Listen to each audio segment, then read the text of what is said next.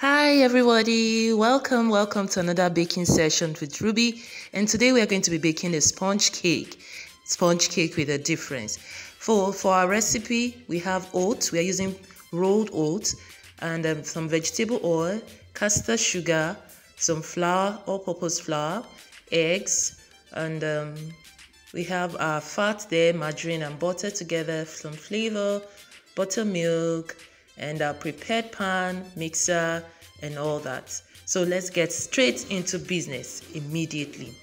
Okay, so for this sponge cake, what we're going to do is to cream our fat and then our sugar together. If you notice, I said castor sugar. It's a finely grounded sugar. So if you have granulated sugar, you can finely grind it with your high-powered blender and it will give you castor sugar, also known as baking sugar. So what I'm doing right now is to pour all my fat there, then I'll add my sugar inside and put my paddle attachment and cream.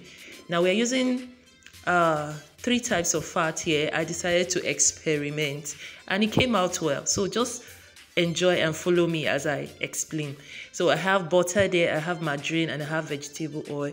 And these 3 types of fat have their different uses. Most times you see 2, most times you see 1 of it. But I decided to go ahead and use 3 and, experiment and see how it turns out. So you can decide to just use butter and the oil or the margarine and the oil and you're good to go. So first, I'm creaming my fat and my sugar here. I'm going to cream it till it's fluffy and it changes color to pale. So that's what you do. If you notice from my video here, you will see it's gradually changing color. It becomes creamy, pale, and fluffy. Can you see that? Yes, that's how you cream. So I'm going to switch off the mixer right now, scrape every side together. Can you see that? This is beautiful. I love baking. Okay, so we're going to be adding our eggs in one at a time. And it's important that your eggs are at room temperature. Very important, so that you don't have your fat and by the time you're introducing the egg, it starts to curdle. No, we want it at room temperature so that we can get maximum benefit of our cake and our cake coming out very well. So add in your eggs one at a time and cream for some few minutes till it's properly mixed. Then you just switch off your mixer and set aside while we work on the dry. So that's what I'm doing here. I'm going to set it aside. Can you see that? Can you see how beautiful it looks? You see, my mixture did not separate because all my ingredients are at room temperature, which is perfect for if you want to bake well. Setting that aside, I'm going to take my flour. I'm using all-purpose flour. So what you do right now is to sieve it properly. You can sieve once or twice, 3 times. Yes, that's good. The reason why we sieve is to aerate our flour. It's very important so that your cake comes out looking nice, fluffy, and yummy. So I'm going to add my baking soda into my baking buttermilk. Now the reason why I'm doing this is just to activate my baking soda.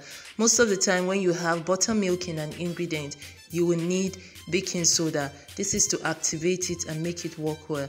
It's a rising agent that is necessary for your cake to come out nice and fluffy.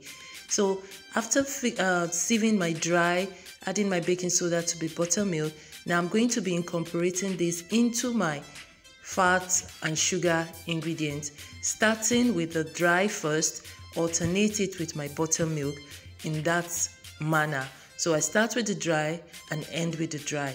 So this is a process where you fold in your dry ingredients into the fat, and this is very important to make sure that your cake bakes well and doesn't come out clumpy together and doesn't come out looking not nice. So this is what I'm going to be doing now, and when I'm done, this is my last addition of buttermilk. When I'm done, I'm going to add the remaining dry ingredients and fold it in properly, and the next thing, it goes into my pan for baking. So guys, I hope you're enjoying all my baking session. Please don't forget to subscribe, follow me, and put on your notification for new videos that come. I'm also on Instagram as Ruby Cakes and Sweet, and I would love to hear from you. every one of my creation, every of my YouTube videos. I would love to hear from you how it has helped you. So you can also garnish with almonds, just like I did thereabout. Now our cake is out of the oven. You see, this is just so nice and lovely, perfect fluffy tea cake that you can serve for your family, go on a picnic with, or just, have fun, enjoy. Can you see how spongy and beautiful it looks? Thank you for watching.